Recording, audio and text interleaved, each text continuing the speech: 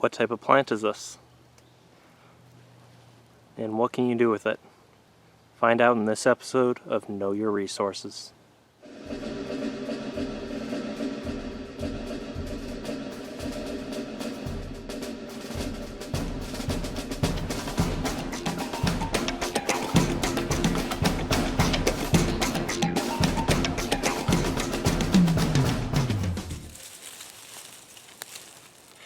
Hey guys, Nate, the Otter Outdoorsman, and today on this episode of Know Your Resources, I'm going to be showing you guys the Indian cucumber, or I'll put the proper scientific name up front, but I forgot my field guides when I went out. Medeola Virginica, I believe, is the scientific name of it. But as I said, it's the Indian cucumber. Now, this type of plant has not many uses. But a majority of the uses come from its rhizome, which I'll show you in a minute. The rhizome is both a little nibble, but also on top of that, it can be used due to the starches in there. If you combine it with your spit, you can use it as a mild adhesive. Now, be warned, this does have a toxic lookalike.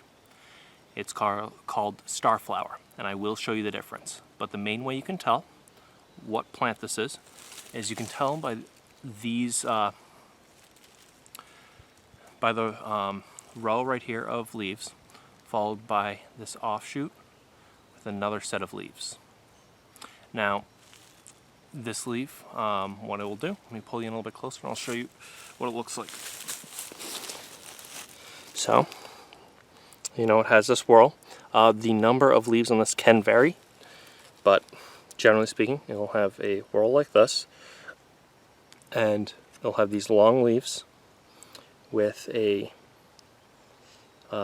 parallel vein.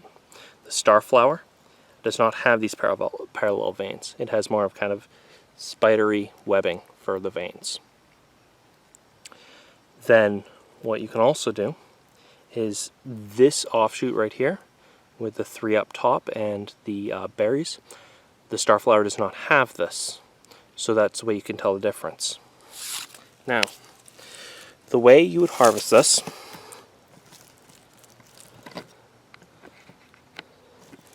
is you find where the stem goes in, and you have to gently pull aside the soil. Underneath is a rhizome, which is a root-like structure that grows sideways and can actually grow off new specimens.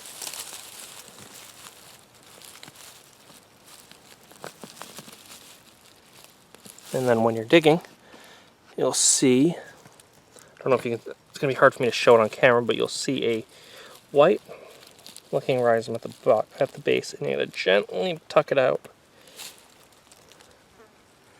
And you have the rhizome. You can clean it off and you can eat it. Though, be warned, because of how this is a rhizome, one thing you also have to remember is if you remove the rhizome, what it will do is it will kill the entire plant, and this plant will no longer be here. So, obviously, harvest responsibly. And then what you can do is take it, clean it,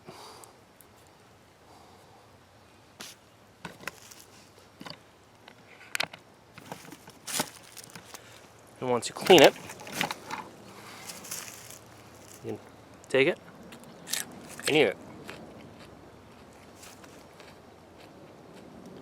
It tastes very similar to cucumber, but a little bit more chalky and a little bit more gritty. But it does have a taste similar to cucumber.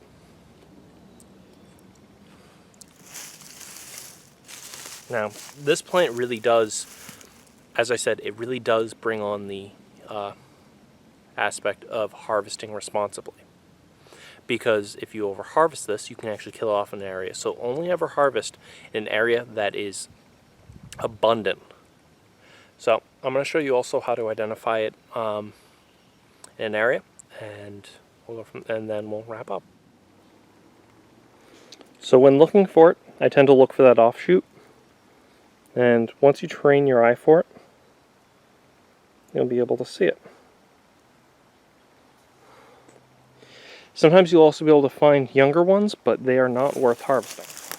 So here's a patch of young Indian cucumber.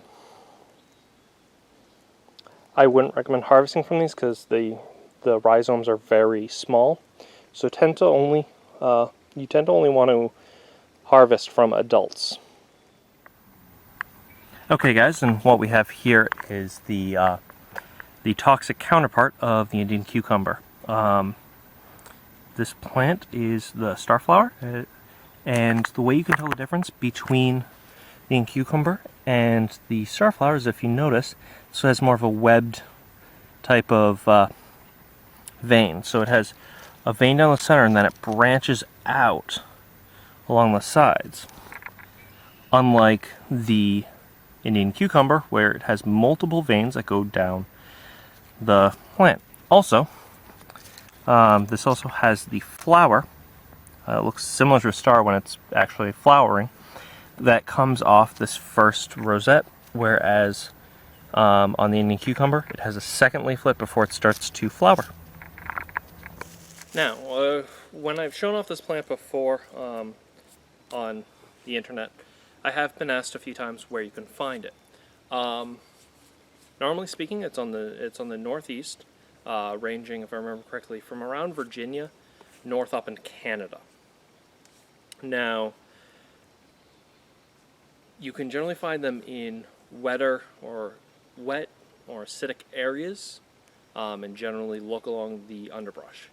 And I can guarantee you, when you start seeing them, you'll start seeing them everywhere. It just takes a trick of training your eye. Now, the way I learned to do it is I looked for the offshoots.